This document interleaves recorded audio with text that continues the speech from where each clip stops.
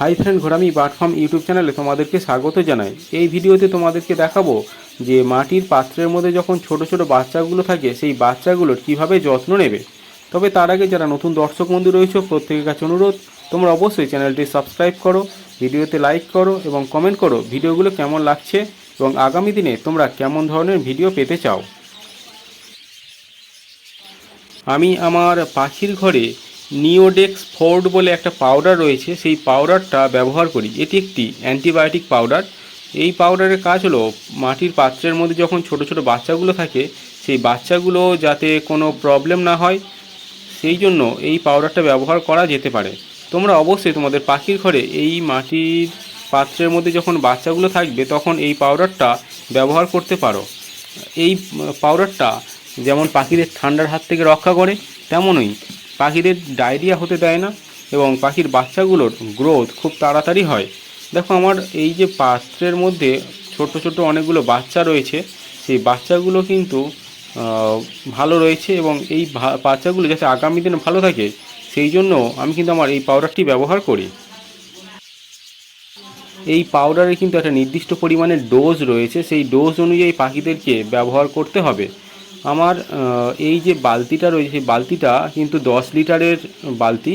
এই 10 লিটারের জন্য খুব বেশি হলে 10 গ্রাম তোমরা এই পাউডারটা নেবে, নিয়ে বালতির মধ্যে ভালোভাবে জল দিয়ে গুলে নেবে। আমি দেখো পাত্রের মধ্যে প্রথমে একটা ছোট মগে করে জল নিয়ে একটা বড় মগে ঢালছি। এইভাবে তোমরা কিন্তু যদি ভালোভাবে পাউডারটা গুলে নিতে পারো তাহলে পুরো বালতিটা ভালোভাবে হয়ে যাবে।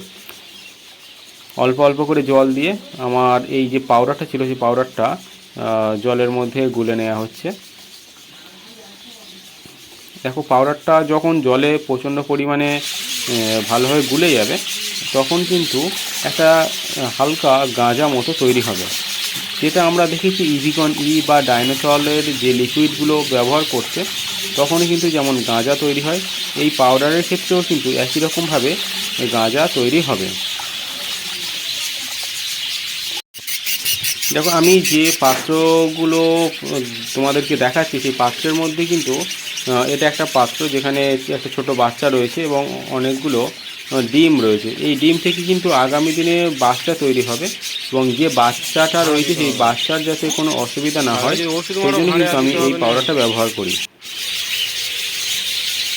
মগে ভর্তি করা হয়ে গিয়েছে জলটা, সেই জলটা কিন্তু আমাদের এই যে পাখির ঘরে পাখিদের খেতে দেওয়ার জন্য যে পাত্র ছিল সেই পাত্রের মধ্যে দেওয়া হয়েছে।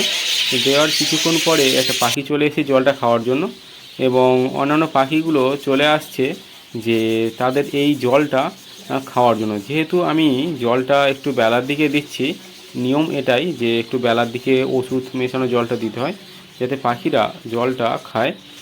এবং দেখো এই আরও একটা পাত্র রয়েছে, যে পাত্রের মধ্যে আমি জল দিয়েছি, জল দেওয়ার সঙ্গে সঙ্গে কিন্তু পাখিরা এই ওষুধ মেশানো জলটা খেতে চলে এসেছে।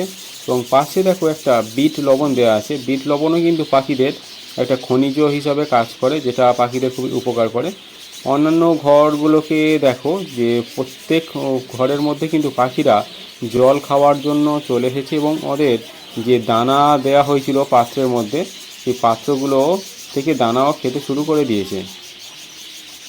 এইভাবে কিন্তু তোমরা তোমাদের পাখির ঘরের মধ্যে ওষুধ মেশানো জলটা ব্যবহার করবে।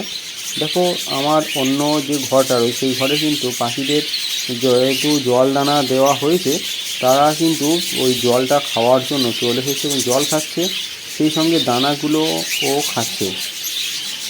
এর ফলে কি হয়, এই যে দানা এবং জল ওরা যতটা পরিমাণে প্রয়োজন ওরা খাবে এবং বাকি অংশটুকু ওদের ছোটো ছোটো বাচ্চা যেহেতু মাটির পাত্রের মধ্যে রয়েছে সেই বাচ্চাদের খাওয়ানোর জন্য নিয়ে যাবে।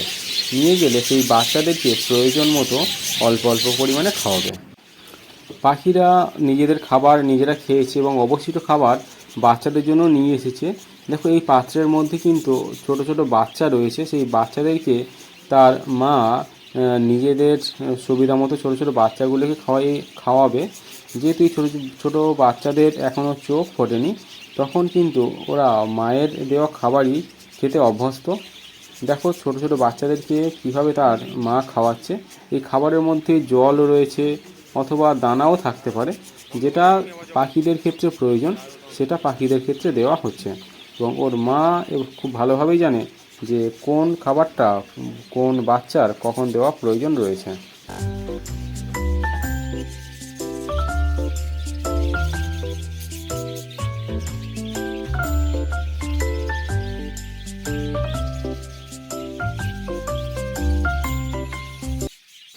আবার এই পাত্রটিতে দেখো, এই পাত্রটির মধ্যে অনেকগুলো ছোটো ছোটো বাচ্চা রয়েছে এবং তার সঙ্গে মা পাখি রয়েছে। মা পাখিও কিন্তু তার ছোটো ছোটো বাচ্চাদেরকে প্রয়োজন মতো খাবার খাওয়াচ্ছে।